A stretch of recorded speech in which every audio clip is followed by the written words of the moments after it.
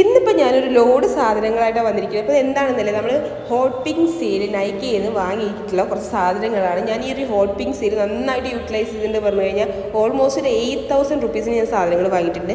Majority എന്ന് പറഞ്ഞു കഴിഞ്ഞാൽ സ്കിൻ കെയർ, ഹെയർ കെയർ, പിന്നെ മേക്കപ്പ് പ്രൊഡക്ട്സ് കുറച്ചേ വാങ്ങിയിട്ടുള്ളൂ കേട്ടോ. പിന്നെ എൻ്റെ ഫാമിലിയിൽ മേക്കപ്പ് ലിറ്ററസി എനിക്ക് മാത്രമേ ഉള്ളൂ എന്നാണ് ഞാനും എൻ്റെ കുടുംബക്കാരും വിചാരിക്കുന്നത്. അത് കാരണം തന്നെ എൻ്റെ സിസ്റ്ററിനും അതുപോലെ തന്നെ എല്ലാവർക്കും വേണ്ടിയുള്ള പ്രൊഡക്ട്സ് ഞാൻ ഒരൊറ്റാളാണ് പർച്ചേസ് ചെയ്യുന്നത്. അപ്പോൾ ഇതൊക്കെ എനിക്ക് ഫ്രീ കിട്ടിയ ഐറ്റംസ് ആണ്.